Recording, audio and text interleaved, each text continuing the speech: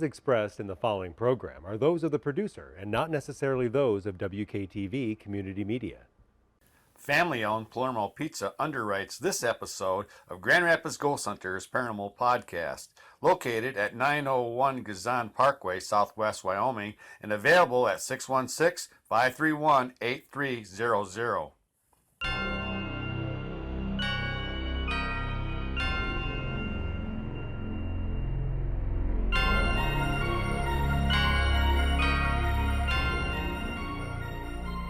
At the stroke of midnight, out in the Haitian sugarcane, through thunder and lightning and a driving rain, born again was the undead, as the witch doctor's slave crawled out of his grave.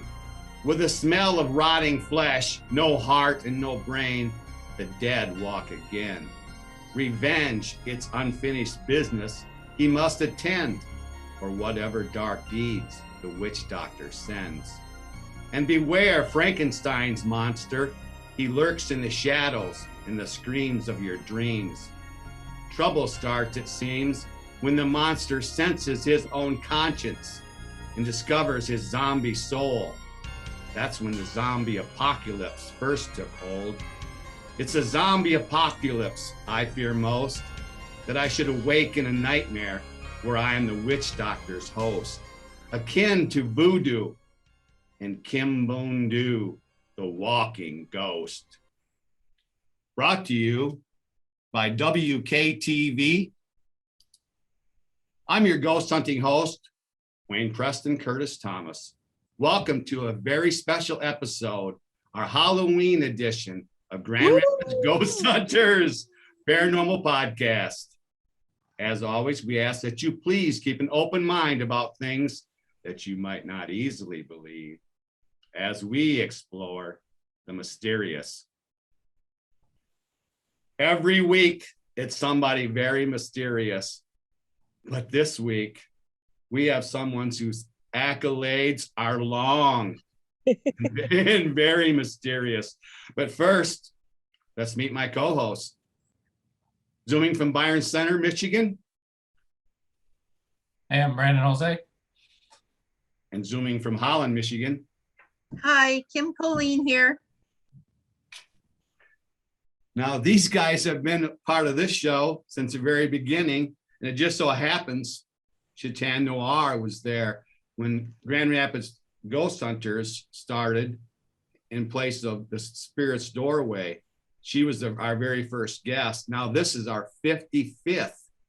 Wow. I know. Can you believe it? Yeah. That's amazing. I know. Yeah, that is I love amazing. it. Yeah, not as amazing as your accolades, though. Oh. Award-winning author of 3 books that I have. I don't know how many books you have out now, because between the time I seen you, you may have published another one for all I know. But, no. oh. Mothman. Yep.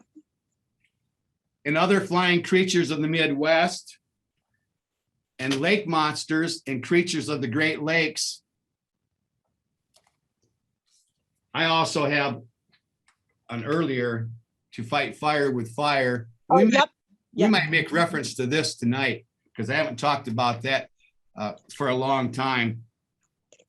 But I want to talk to my co-host. What is it that stands out about Shetan in all her bio for you guys? Brandon, what stands out with Shetan? Just kind of the knowledge of all the different cryptids and stuff like that. Yeah. 25 years as cryptozoologist. Kim, what is it that stands out with you then? Well, first of all, she's a fashion icon. I mean, just look at her hair. I mean, she is the coolest cat in town. Yes. Thank you. Just look at her. So I actually like all the stories that she told in the past of like prehistoric cryptids, like going back to the age of like Native Americans and so forth, and some of the things that she has taught us about what they believed were sort of like monsters in some aspect, but cryptids, but then teaching us how the history kind of played into that, going all the way back hundreds of years. So I love that prehistoric type connection with Shetan. Oh yeah, stories Stories. right out of the top of her head. But she's a Mhm. podcaster. She's a paranormal investigator, still with Michigan Center of Unexplained Events. Yes, that is my group. So I will be in charge of that for a very long time to come. Okay. That is my baby. So Yep. it will definitely be something I keep attending to. And podcaster Into the Liminal Abyss. Yep. Yep, that's been on a hiatus for a little while just because I've been when Paracon season starts, it's hard to factor in interviews, especially live ones where I'm interviewing the person. Written ones are a little bit different because that is just digital, but having to, because let's see, October I have done a Zoom presentation almost every week, Monday through Friday for the past 4 weeks. And then on the weekends, I'm doing, in person, Paracons, and then, podcasts for other people. So I have to try to save my voice as much as possible. Yeah. And don't forget Professor too. Oh yeah. Oh, yes. Yep. Teaches college courses, Yep. lectures, like she mentioned, the virtual. She just did a virtual Mothman and other flying creatures just a couple days ago or something. It seems like. Yeah, actually, last night I Okay. did one. Last night I did one on Dogman. Tomorrow night's the Nain Rouge, and then I think last week I did one on Mothman. But my most popular ones are the Lake Monsters, Dogman, Mothman, and then Haunted Ships of the Great Lakes. Those Yeah. are the ones that I do the most presentations about. And we're not done. You're the lead investigator of the Michigan chapter of North American Dogman. Yes. Yep. Wow. Yep. Did I leave anything out? Have you maybe you Oh, the magazines. well, Yep. yeah. Michigan. Yeah, Oh, yeah. because that is actually the most important one, because soon I will be, oh, I'm right here. Soon I will be fully in control of the magazine, and I will be the new owner of the magazines. So Nice. that will be coming next month. We're making the full announcement, but I can do a preview of it right now. But yeah, I will be the new owner of Squatch GQ magazines, and Wow. their affiliate titles: Squatch Digest, G Hunter, Watchers Magazine, Dinosauria Prehistoric Creatures, and Weird Travels. And who knows, we might add more from there. Yeah, you were the head writer of GQ, and then Yep. it's in the background there. Yep. And then they came out with a wine, the Shetan Noir Yeah. wine. Yes. So the owner, the current owner of the magazine, John Kuykendall, also has a beverage drink line, which includes coffees with the Squatch GQ logo, energy drink that is becoming very, very popular. We just got it into Walmart's. It will be distributed through Walmart's very, very soon. And they also have now a wine, Squatch GQ wines, they're all fabulous. I'm not a big wine drinker or coffee drinker, but I have sampled them, and they're pretty good. My thing is more, the energy drink, because I'm always on the go, always needing, always traveling, always needing more energy to get through the day. Yeah. So that's usually the one that I hit up, is the Squatch GQ energy drink. Okay. Where can we buy stuff like that? So if you go to Squatch GQ on the internet, that is where you can order most of the products. I'm not quite sure when we'll be getting the Squatch GQ energy drink into Walmart's actual stores. I do know there are a couple of stores, gas stations, party stores in Ohio that are currently carrying it. They were our test market, and that flies off the shelf. We can't Yeah. keep it in stock at those locations. Thank you to our regional manager, Jason Arthur, who keeps control over that. And it's just been just snowballing, and it's great. wonderful. It's getting bigger and bigger, and I am so excited and so happy to be a part of this this business and this company. It's I love the company, and I am so grateful to have the magazine portion being given to me to own. So I'm thrilled with it, and Awesome. can't wait to move forward with it and get our products out there. So Yep. in the future, you will see I will have the magazines at different Paracons with me. People will be able to buy them there, but I'm also going to be very, very much in, promoting people getting, prescription or subscriptions to it, either physical, written, in-hand copies or the digital, because I know a lot of people are, they like that digital aspect where it's not cluttering up their home, and they can read it on the go anytime on their cell phone, on their Kindle devices. So we're taking the company forward, and it's going to be fabulous. Good. Yeah, I knew you wouldn't be just sitting still. You're always up to something Me different. still? Oh, Right. come on. Right now I'm working on crafts as I'm sitting here in my office. Now, I gotta get some gnomes ready for Oh, holidays. is this the same book that's in your background? Yes, it is. That Same is cover? now we did have to redo the cover. Oh, right. Okay. There were some issues, but the current cover is my own design, featuring my own artwork. So we know that it's legit, and that is the cover that it's going to stay with for the rest of its existence. Even if it dies and comes back as a zombie, it'll still look the same. Are there other books on the background there? Yeah, there is. Right there is the Lake Monster book. Right, I have that one. Okay, and I believe down here by my elbow is Tegan's book on Bigfooting, and then the two up there is just other covers of the magazines. Oh, okay. So Yeah, nice. Yeah, I know you're staying busy, and plus all the Paracons and the lectures that you do. oh yeah. But this is a special episode. We brought different topics to the table. Does anyone want to start? We'll start with our guest. here we go. Ooh, We'll start with our guest. okay. So, geez, I could talk forever about just about anything with paranormal and cryptozoology. I got one better for you. You guys go ahead and ask me questions. Well, What's been the latest sighting of Mothman? So the latest sightings of Mothman in West Virginia area, we haven't really gotten, anything really recent.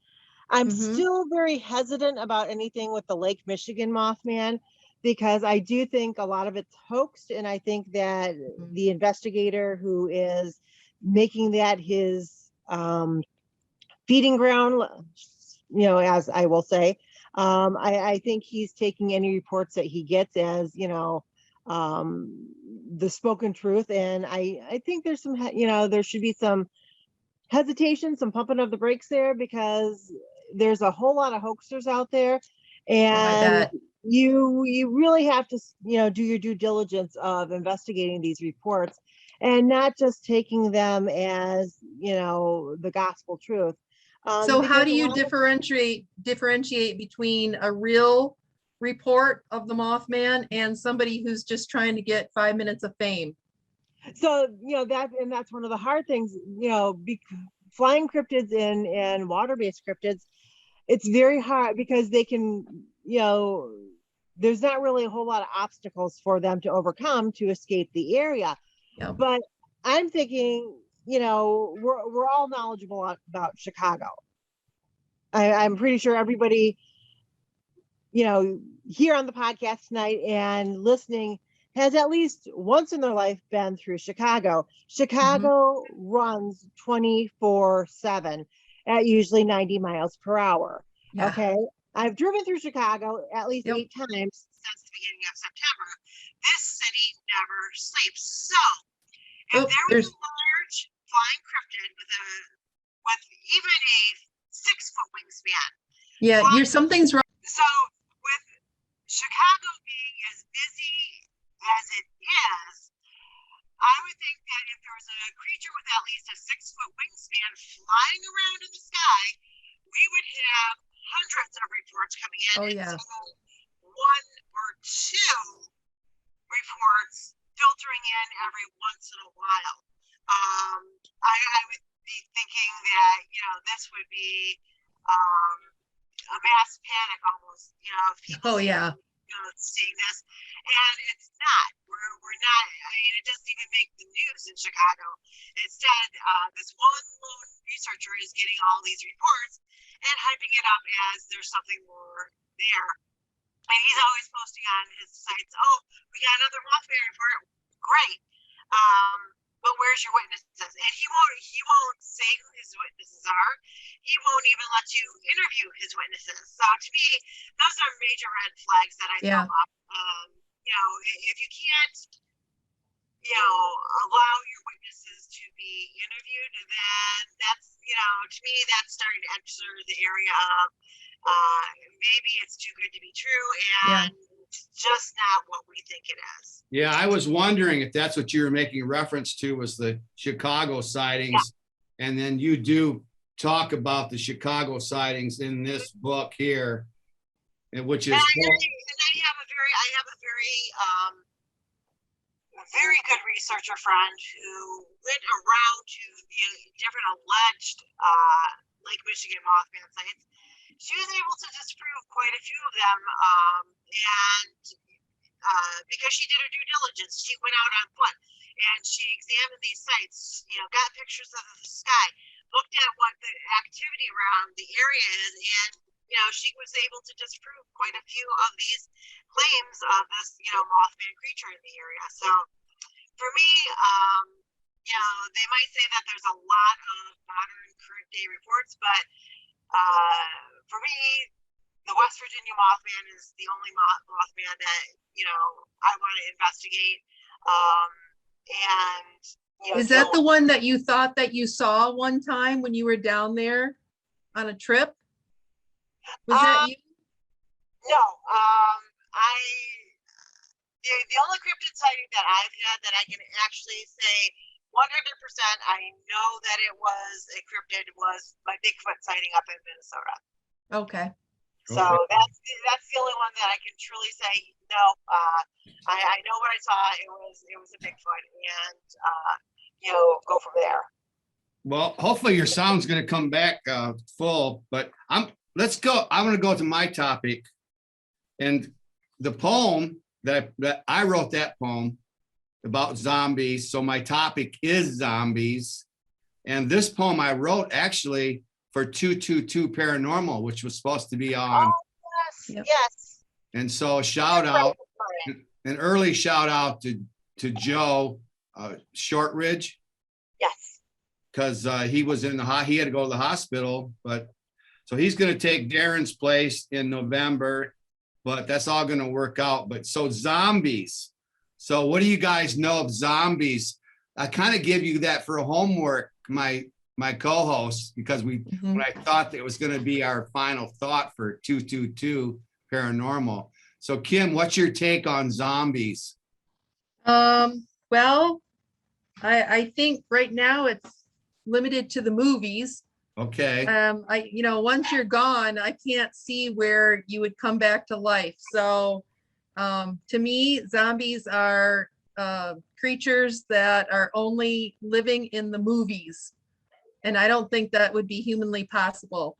That's fair. Your friend Adele Guidry from Louisiana would have been one to ask about zombies when she was on a few weeks ago. Yeah. So Brandon, she's got that voodoo, like somebody who is really into the voodoo aspect may have a different opinion about what zombies could be, or if I they could come wonder if back. she does. Yeah, I'd be curious. Yeah. To know that, right? Yeah, it's her anniversary today, by the way. Oh, I Happy saw that. anniversary, you guys.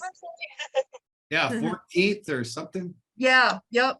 Her Nice. husband's name is Norris. Yeah, good for them. Yeah. What do you think, Brandon? Zombies.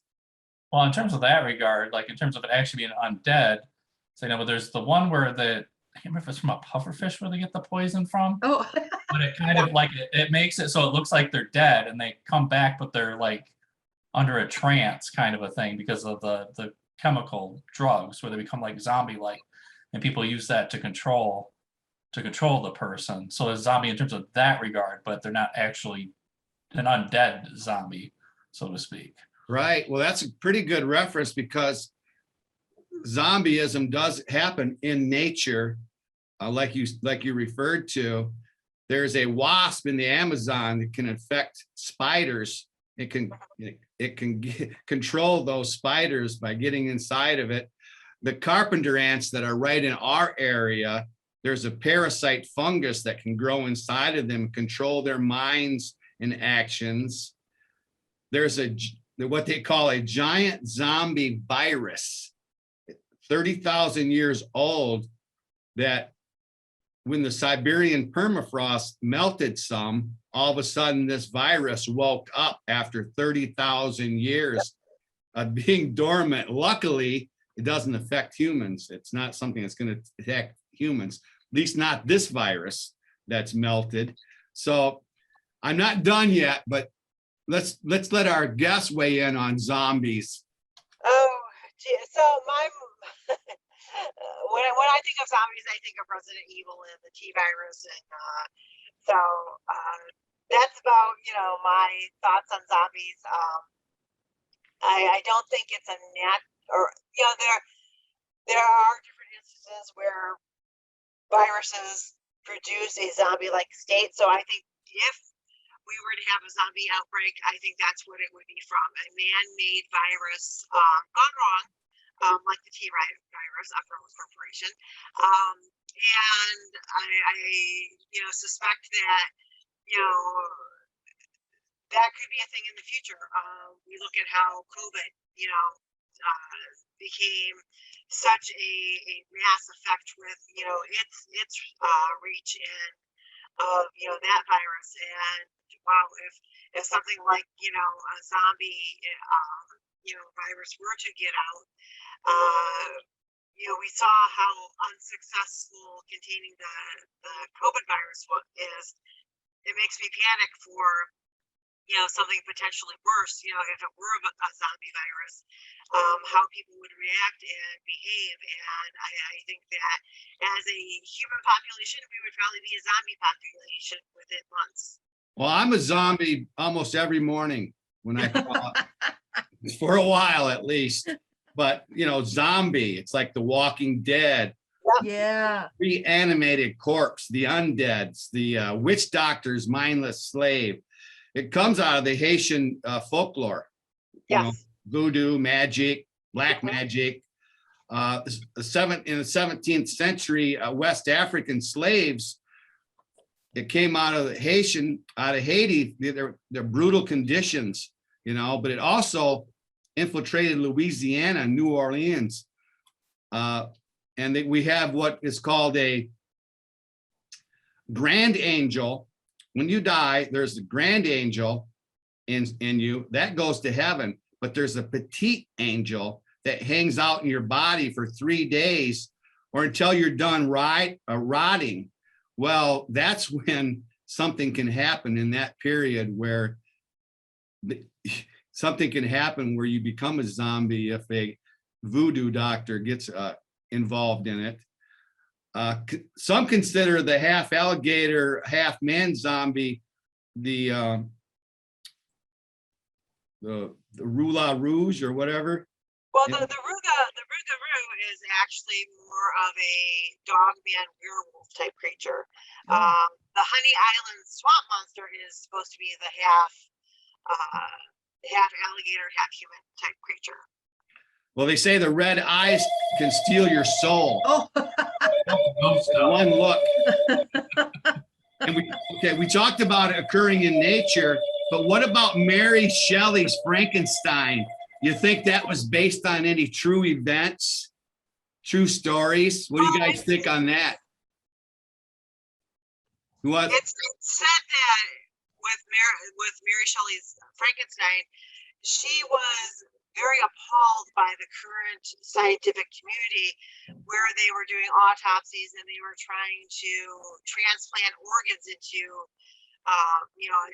a dead person's organs into a living person. And she was, this was horrific to her. And that's where her idea of Frankenstein came up. And it said that she was able to write Frankenstein within 48 hours because it was just so traumatic to her.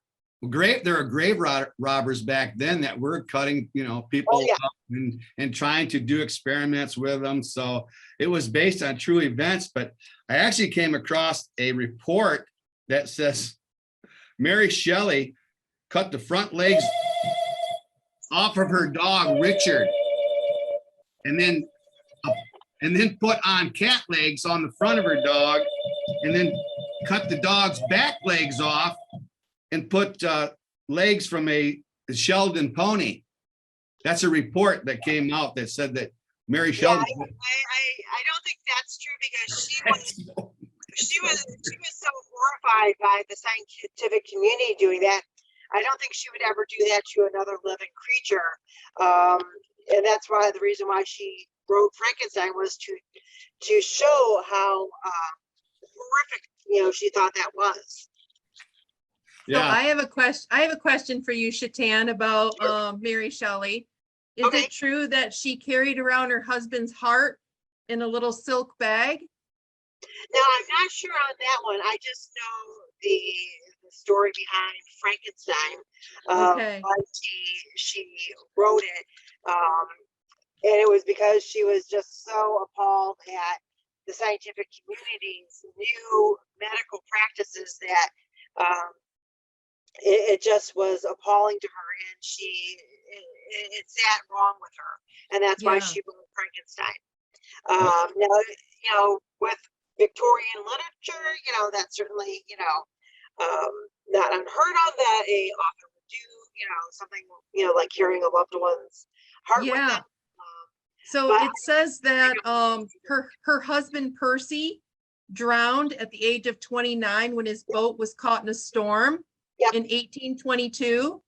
And then Percy's body and this other fellow sailors were found 10 days later. And the others, Percy and the others were cremated. But Shelley's heart, meaning the husband, did not burn. And they think it's because of a bout of tuberculosis earlier in life. Yep. And so Mary Shelley eventually took ownership of her late husband's heart because it didn't burn. And it's said to that she carried around it in a little silk bag. Now, whether this story is true or not, I don't know. There's some weird stories. Petrified at that point too. There's some weird stories surrounding her. Now, I know. One more point that I want to make on zombies. There's a thing called Cotard's syndrome, and it's a delusion where people think that they're already dead. They think that they've lost organs or lost blood or body parts or lost their soul, and they think that they are smelling rotting flesh. Oh, that's terrible. So there aren't really exact zombies out there in nature, but there are things that kind of people that get the bath salts and eat people's faces. Yeah, there was that one guy who was sniffing bath salts and ate his friend or something, right? Remember? One guy had Sons of Anarchy too, that ate part of his neighbor or something too. It was one of the actors on that. Truth is worse than fiction, I swear. Sometimes.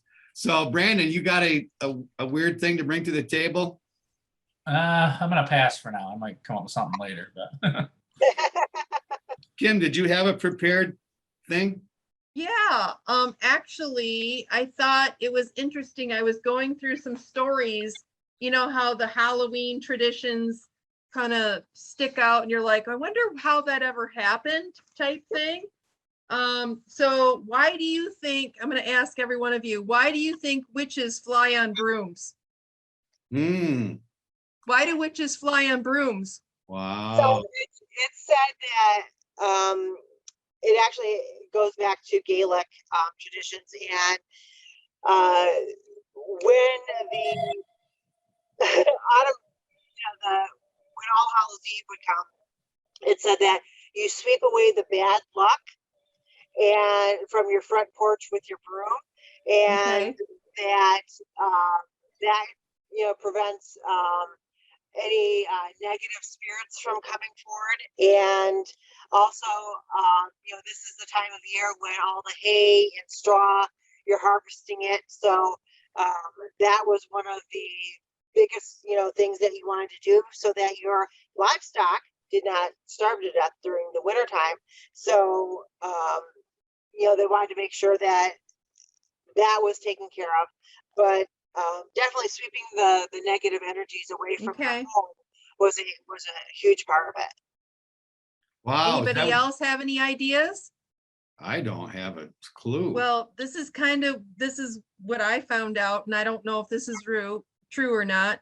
The association between witches and brooms may have roots in the pagan fertility ritual, in which rural farmers would leap and dance astride poles, pitchforks, and brooms in the light of the full moon to encourage the growth of their crops. The broomstick dance became confused with common accounts of witches flying through the night on their way to orgies and other illicit meetings. So, yeah, that is something. Yeah, it was, because it gets darker during, the fall earlier, and you're still trying to get all your harvest in, so they would build these big bonfires, and a lot of your family, your extended family would help, bringing in these crops.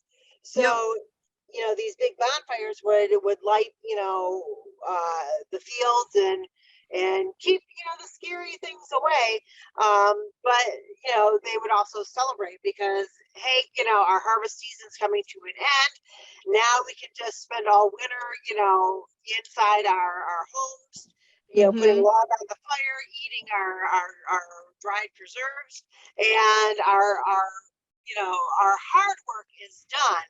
Now we just have to survive the winter. And so I thought that was kind of interesting that it, they say it's a pagan fertility ritual. Yeah, I like that. That's a good one, Kim. Yeah. I have another one. I have to read this little thing first, and then we'll have this one especially for Shetan. A cool summer morning in early June is when the legend began at a nameless logging camp in Wexford County, where the Manistee River ran. It goes on to say, a logger named Johnson chased what he thought was a dog into a log, poking it with a stick. And then it ends by, it let out an unearthly scream and came out of the log and stood upright. Somewhere in the north woods darkness, a creature walks upright. And the best advice you may ever get is never go out at night. Shetan. So that comes from the Steve Cook song. Yes. Yes, I'm very well versed in this. I figured. I was actually talking about it last night. So, oh, wow. Steve Cook is he was a DJ disc jockey in the Wexford County, Ludington, Luther area. He wrote this song, recorded it, and every Halloween they would play it on the radio station that he worked for, and it became so popular that they started selling cassettes of it at local events as a fundraiser. Well, this was said to be the birth of the dogman in Michigan, and even to the point where some friends of his hoaxed a video and sent it to the producer Doug Hychek of Monster Quest. And so when they did this huge episode on the Michigan Dogman, and they were reviewing the footage, I mean, the footage is pretty cool.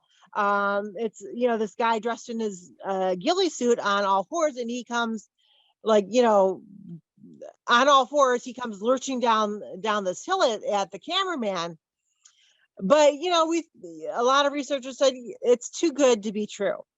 And so the more that the team of Monster Quest, you know, asked questions, the more they were like, well, yeah, okay, yeah, we're going to admit it was a hoax. But we still get dogman sightings to this day, and they're not just from Michigan. We get them all across the world. So is the Steve Cook song a hoax? Or, you know, Right. Well, it's a really long song. Yeah. I mean, Yeah. it goes on and on about different events that happened, people disappearing and farmers disappearing. Brandon, were you familiar with the song by just what I read? I've heard it like a long time ago, but I don't really remember the lyrics of it all. But they say then after this came out, then all of a sudden people started reporting dogman, and it was like Michigan dogman. Yep. Wasn't just dogman, it was Michigan dogman. But yeah, so have you got a lot more reports? Seeing nobody has or everybody has time now? You know, it's actually been kind of quiet for Michigan on the dogman front. Certainly I get a lot more reports during the winter time, because people, they see them easier. They don't have the cornfields or the woods to hide in. They don't have, the foliage to hide in. So I get a lot more reports during the winter time of the dogman creatures than I do any other time of the year. And I think it's because when people are out driving at night, or, early in the morning or whenever, it's easier to see, things like that. That's why a lot of ghost hunters go, they film their series during the winter months, because it cuts down on bugs showing up in the screen and people thinking, oh, there's a ghost. No, it was just a moth. So, when it's cold, and plus, when you're filming anything and you have tree foliage, it makes it kind of harder to see around everything. So you do it in the wintertime, and of course you're miserable because it's cold, but you're giving a truer look at what's going on around you, because there's no leaves to hide behind, there's no foliage. So some of the renditions, the artistic renditions of dogman, very frightening. Oh yeah. 7 foot tall. Brandon, how about a Bigfoot question? Brandon went up to Bigfoot training with Jim. I know, with Rich. Yeah, Rich awesome. Meyer. Jim Sherman wasn't there this year, but actually Jim was just on These Woods Are Haunted. He was just on that TV show. Now, what is your Bigfoot connection, Shetan? So I have had a Bigfoot sighting. It happened, I want to say 5-6 years ago. It was when I had my red soft-sided Jeep. So I was leaving my mom's house in Ely, Minnesota, and it was like the last week. I drove up there the last week of October, and I was coming home like right after Halloween. So on my way up, there was dead deer everywhere, because apparently they like to kill themselves off in mass numbers. But on the way home, not so much. But so I left her house. I wanted to get on the road before this big storm was coming in. So I left her house around 2 a.m, which meant by the time I got to Virginia, which is about 45 an hour away, you go from a 2-lane highway up onto a 4-lane. So as I was proceeding to drive up onto the 4-lane highway, as I'm angling up and going up onto the on-ramp, my Jeep's headlights catch its headlight, thick, shaggy, black, furry leg, tall grass, thick, shaggy, black, hairy leg, headlight. Wherever the head and chest of this creature was higher than where my head was at in my Jeep. So standing Wow. outside my Jeep, I'm 5'8", so I could put my chin on the top of my hood, the awning of my hood for the top of my car. So wherever the head and chest of this animal was, it was higher than the top of my Jeep, which I know was about 5 foot. So looking at like a 7 foot, 8 foot, creature there. Now, this all happens, within 15 seconds. Mhm. I'm up on the expressway, and I'm sitting there thinking, did I just see what I think I saw? Yeah. I'm pretty sure I just saw a Bigfoot. And then the inquisitive part of me, the investigative reporter in me, the journalist in me is like, I should just go over the medium, go back down the other side, and come back around Yep. and get my cell phone out and get the pictures. And then I'm thinking, now the practical side of me, it's 3:30 in the morning side of me is saying, you're in a soft-sided Jeep. How are you going to explain it to the tow truck driver, your mom, and the police why your Jeep is upside down on the side of the road? Because they're not going to believe Bigfoot did it, So that was one of those, yeah, okay, I'm just going to keep driving. But I know I had my sighting, and that was good enough for me. Nice. So Brandon has some experiences up at Bigfoot training. You want to expand on that a little bit, Brandon? So we were up there when I have a question I'll follow after now, because we're up on the bridge where they normally have the sightings. But as we're up there, we're all of a sudden seeing these blue and white lights start up in the trees way back in the background. They come up to the tree line. They're I would say similar to like a firefly, but they're bigger, and obviously they're a bluish white light. So whereas a firefly would be more like a yellowish. Mhm. So that's why I'm wondering if there's any other, like where there's strange lights seen, like in like Bigfoot sighting. So there are a lot of reported UFO activities with Bigfoots, but seeing as you were up in the UP, and I don't think this is a stretch by any means, because this phenomenon has been reported, and it's probably something I'm going to do a lot more research into. But there are things called puckwudgies. Have you heard of these? Yeah, I've heard Mhm. about Pukwudgies. So they're the little men No. of the forest, and they like luring you off the path and into the woods, and then you're gone. So with Uh-oh. them being the little guys in the forest and Bigfoot's being the big guys in the forest, they kind of pay attention to what humans are doing. And so in the UP, it's less populated than it is anywhere else in the Great Lakes area.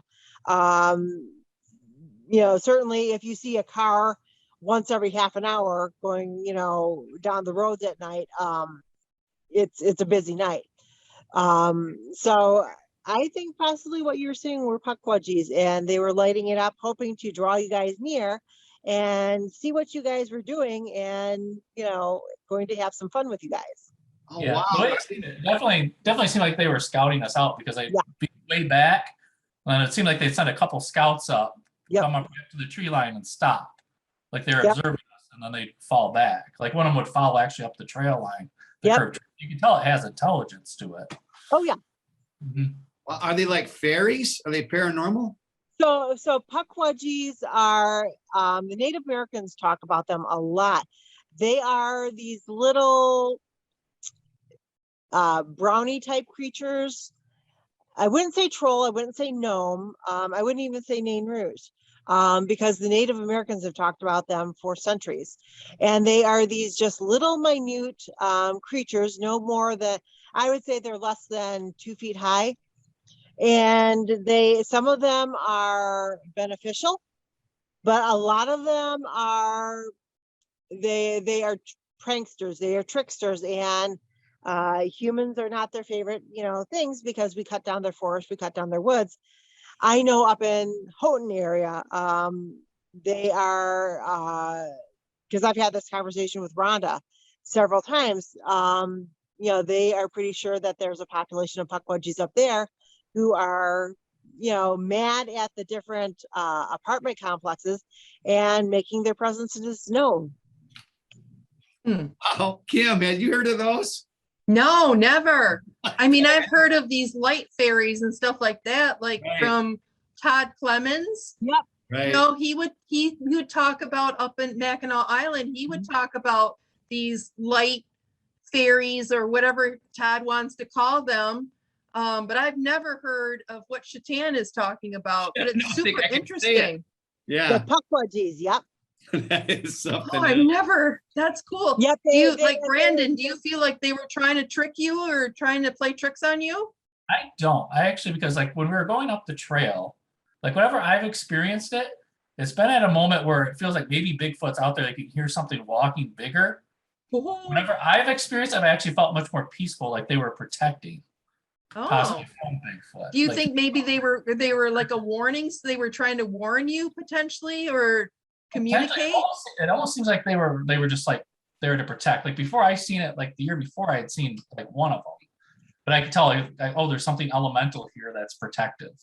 Like that was the feeling I got. So like I feel like they didn't scare me or anything, but it was like a lot of them were getting frightened as we were going up the trail because it sounded like something was walking alongside of the trail in the woods. as You we were guys, coming up.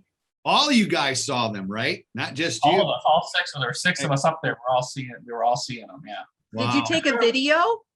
I had my camera rolling, but it's complete darkness out there because you're 5 It miles. didn't pick it up.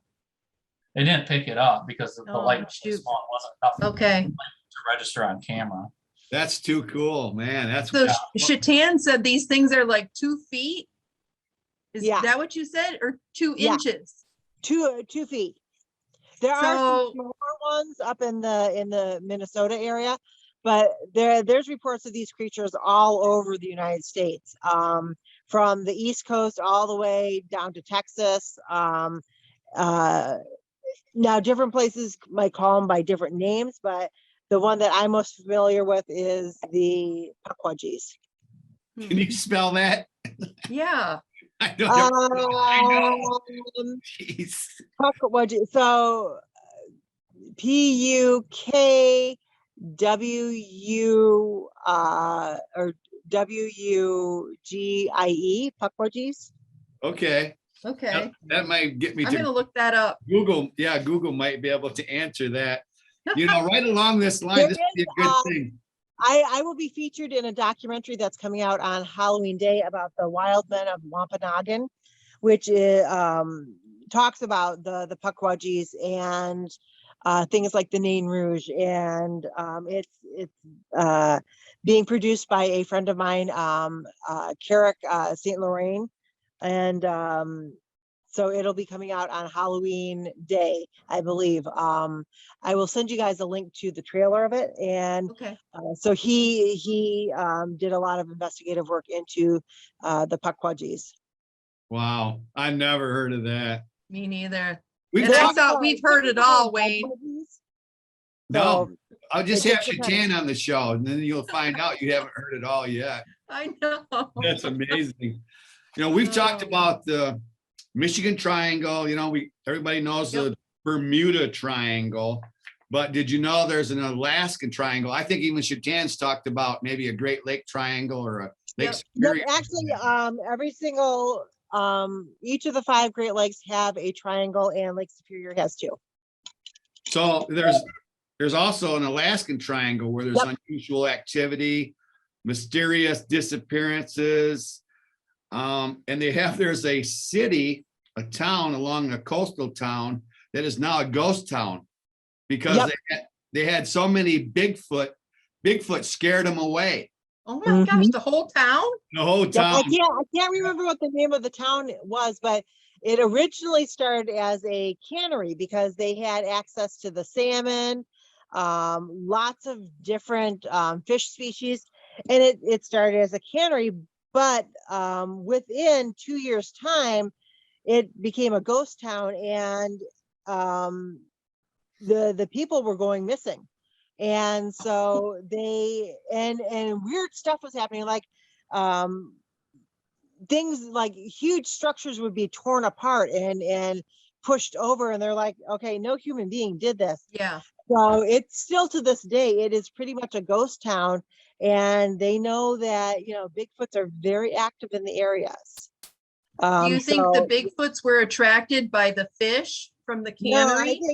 I think the Bigfoots were coming in there because the Bigfoots were angry that humans were now in their territory. Oh, so And, retaliation. you know, yes, and because, you know, one of the reasons why a Bigfoot will get aggressive is you're stealing its food. And Or so, territory, maybe. yep, and so, you know, the Alaskan Bigfoots, they are very partial to salmon, just like Mhm. the bears are. There's lots of shellfish. You can just walk along the beach and collect shellfish. And so these are all natural food sources for the Bigfoot up Yep. there. And if humans are coming along and wasting those food sources, then the Bigfoot is going to have an issue with it and Yeah. let you know, post haste. You know, Yeah. Do you they think are not going Bigfoots to are tolerate that it. intelligent that they Oh, yeah. can process their thinking like that? Oh, Like, yeah. you're taking my food, I'm gonna retaliate. Do you Oh, think yeah. they're smart enough? Oh, yeah, because even chimpanzees use tools. That's true. They can efficiently and effectively form war plans and take out another tribe of chimpanzees. So, you know, as humans, we measure intelligence by 2 + 2 is 4. I can spell the word supercalifragilistic. I know quantum physics. I know chemistry. Dot, dot, dot, dot, dot. Okay, so that's great in our world where, you know, that applies to your job, to schooling. But you take that same person who knows all that, you put them out in the woods with only the clothing on their back, and they're 100 miles from civilization. How long are they going to last? Not very. Yeah. Well, Whereas Bigfoot can last as long as they want to and have lived successfully in the wild Right. since, you know, they evolved into Bigfoots and have had no issues and have been very successful at evading humans to this day. And a Right. lot of people say, well, that doesn't mean anything, but think about it. The bonobos, which is a primate that is similar to chimpanzees but a little bit more ape-like, they went undiscovered until the 1990s. Oh my gosh. And they've been living there all this time. Right. The great apes, the silverback apes, were mythology until researchers thought, nope, we're going to go find them. I believe they were discovered in the 1970s. Great apes. the These stats big, I you know, that almost every zoo has a population of, were considered mythology for a very long time. So is it possible for Bigfoot to be out there? Oh, yes. Are Oh they yeah. living and surviving without human interference? Oh, yes. Oh They yeah. are very, very good at it. Mm-hmm. The stats that I dug up say that 16,000 missing people since 1988. That includes airplane passengers, hikers, locals, tourists, but the worst is the indigenous women of Alaska. Yes. Mm. And there's a lot of murdered girls in Alaska. So it's a serious problem. It's not just Bigfoot that's making them disappear there, but there have also been ET sightings in Fairbanks, Alaska, ghost sightings. So very Alaska has spooky a lot of place. UFO. Brandon needs to go a little bit farther north for his Bigfoot. During the Yeah, summer. Brandon, why don't you just go to Alaska a minute? Yeah, that's a big 10-minute trip. Just something to do. We probably need to move on with the show. I want to talk about sin eaters. That's people who consume a ritual meal. They'll have like a loaf of bread. Someone dies, they'll lay them out. They have a loaf of bread on their chest, and then they hire somebody from the community to come and eat the bread, drink beer and wine. So absolving that person of their sins. And it was real popular in the 18th and 19th century Scotland, but it's also came to the Appalachian area of the US. but it's a Christian thing, believe it or not. But yeah, Sin Eaters. There's different movies out on it. There's The Order, which had Heath Ledger in it, and then Michael Landon Jr. Directed The Last Sin Eater, and then Rod Serling had Night Gallery, the Sins of the Father, so you can check that out. I also had about Alaska, the Kushtaka. Yes, that one has been popular. I believe they talked about that last season on the Alaskan Triangle. What is an acoustica?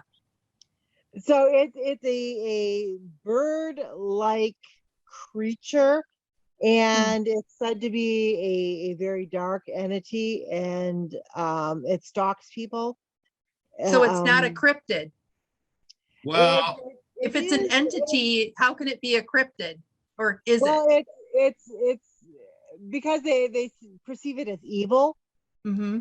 So, and this, this is according to Native Alaskans.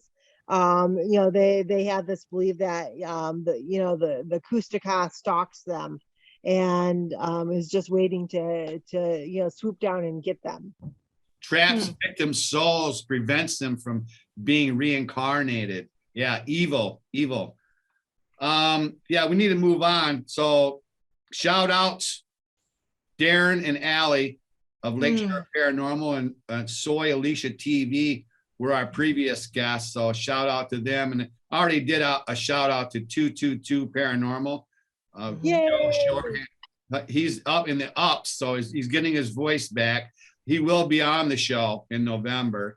And so that we go right into upcoming. You have upcoming, Shetan? So let's see. My next major event is Mid-Michigan Paranormal Convention. That is in November. So I believe that's next weekend, not this weekend, Halloween, but the next weekend. I believe it's the first weekend of November. So I will be up there presenting at that. I will also be vending.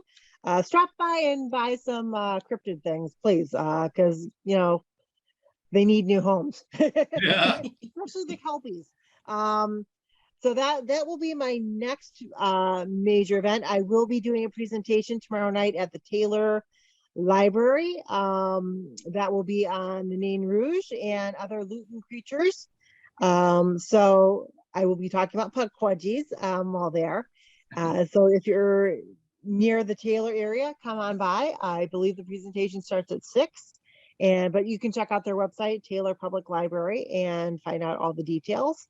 So those are my next 2 public appearances. So if you're in the area, come on by and check it out. Excellent. Cool. For us in November, real excited about this. Bill Konkoleski's Oh, yeah. author, director of Michigan's MUFON. Mm-hmm. You never know what Bill's going to talk about either. And then I already mentioned 222 will be the other podcast in November. With us ongoing is Comcast Channel 25 and Uverse 99. WKTV is televising our show twice a week, Mondays and Saturdays late. So check that out if you get a chance. And then final thought. Oh, wow. I guess we got time for final thought. I gave you guys all elements. Yeah. Each had 2 elements. Shetan, your elements were what? My elements were oxygen and hydrogen. That's right. Oxygen and hydrogen. So I'm going to put that in the bowl. Kim's? Nitrogen and carbon. Nitrogen and carbon. And Brandon's? Calcium and phosphorus. Calcium and phosphorus. Those 6 elements make up 99% of our stew. And then I'm adding just less than 1%, 0.85, 0.85, 5 more elements. Sulfur, potassium, sodium, chlorine, and magnesium. So that goes into our stew. Okay. What did we make? That's the question. What The did environment, all those elements together, what do they make I- when they're combined? our Earth, environment, I don't know. planet Earth. Human bodies. It is. The That's atmos- it. That's actually Earth's it. That is atmosphere. it. That makes up a human person. Those Okay. 11 elements makes up a human person, except for maybe a little bit of magic, I would say. I don't know. What do you guys think? There might be a missing element there, or something else that should go in there to actually make a person. Maybe some But common sense. when you gave me my elements, nitrogen actually is 78% of the Earth's atmosphere, and kind of like all the living, it's all living matter is what that is. So if you figure 78% of the nitrogen is the living matter, I mean, that kind of makes sense, right? Because human beings are living matter. Yeah, just amazing to me that that's all it takes to make up a person. Maybe they could make a person in a test tube. I gotta believe they'd be a zombie. They wouldn't have a soul. They wouldn't have that magic that really makes up what a person's all about. The essence is not in those chemicals that we put in that bucket. So inspirational thought, then the show's over. And I always like to pick a good one for Shetan. This one comes from kind of like the expression, you've heard the expression, don't rest on your laurels. Yeah. It comes from ancient Greece, Olympians in Greece and Roman commanders. And the quote comes from Bruce Lee, though, and it says, "There are no limits. There are only plateaus, and you must not stay there. You must go beyond." And that's exactly what Shetan does. She doesn't stay in one place. One thing's never enough for her. She's always moving on to something new. Love that about you. You're an inspiration, Shetan. She's an explorer. Yeah, pretty much. You are. So keep it up. Keep up the good work.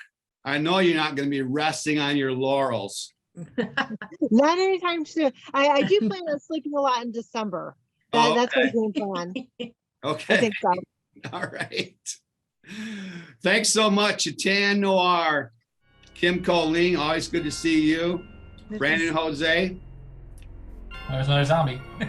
There. I'm giving this to you tonight, Wayne. My Oh. kid drew this. That's Oh, nice. Peace out. It says, "Do it like the zombies do." Okay, that's cool. I know, right? Bye, everybody. Bye. bye.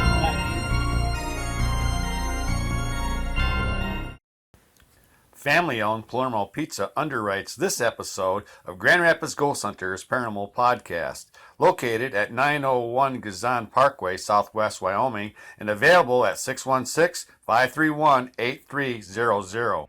The opinions expressed in the preceding program are those of the producer and not necessarily those of WKTV Community Media.